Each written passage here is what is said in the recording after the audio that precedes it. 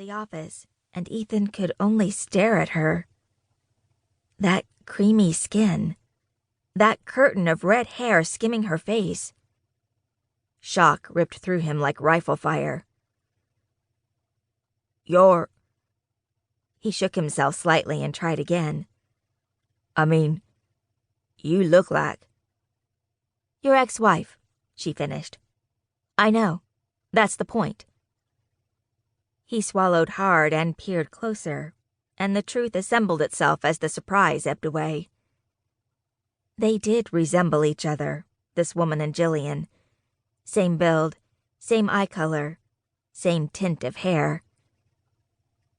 She shot a distrustful look at Titus and raised an eyebrow in Ethan's direction. If you're finished staring... He gulped. His mama would have boxed his ears to know he'd been ogling, but honestly, the resemblance was mind-blowing. Heat climbed up his neck. People used to mistake us for each other in high school, she said. Sullivan's going to make the same error, and that's how I'll catch him, without your interference. My interference? She ignored him, turning to Masters. You neglected to tell me, when I agreed to the job, about this scheme to involve Lieutenant Webb. I sent you a follow-up email, Masters said. Uh-huh. She folded her arms across her body. Anything else you failed to mention, Colonel? Ethan tore his gaze away and locked eyes with Masters. This wasn't part of the plan I heard either. Yes, it was. I just didn't tell either one of you all the pertinent facts. Ethan blew out a breath and shook his head. No way. Working with Jillian would be bad enough, but at least she's a Marine, not a civilian, and she knows how to protect herself. So can I, Kendra said. I'm a licensed PI with a real gun and everything. He cast her a doubtful look and started to answer, but Masters cut him off. You will pretend to be newly reconciled husband and wife. No one will believe that, Ethan said. Yes, they will. I've already started the gossip wheels turning here and at Canyon that the two of you are an item. Posted an old picture of you two on a few key military networking sites.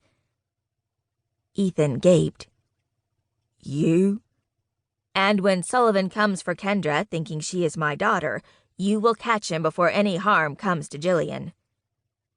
And what about the harm that might come to her? Ethan snapped, jerking a thumb in the civilian's direction. Kendra glared at him. Don't talk about me like I'm not here. Like I said, I can take care of myself. Before I was a PI, I worked as a bounty hunter, and there's plenty of excitement in that job, let me tell you. I don't need or want your help on this case. His cheeks went hot again. That's A-okay by me because I'm not offering it. We're not working together. I'm out of here. He stalked to the door, his dog at his heels. Lieutenant, Masters bellowed, you will not walk out on me. Ethan turned and fired a glance at Masters. I'm not one of your Marines, Colonel, nor am I your son-in-law anymore. So with all due respect to your rank. He let the slam of the door fill in the rest. Kendra felt the crackle of energy leave the room along with Ethan Webb and his dog. She had recognized him from the file Colonel Masters had sent, but in person he was more impressive. The guy could be on a recruiting poster.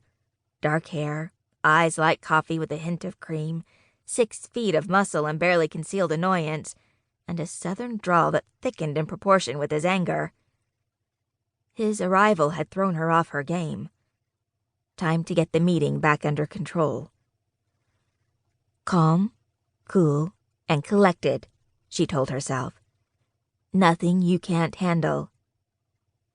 But it was hard to brush off the unsettling scene she'd just been part of. And more important, the text message she'd gotten that morning, just before she dumped her cell and gotten herself a new number. You're dead. No further explanation needed.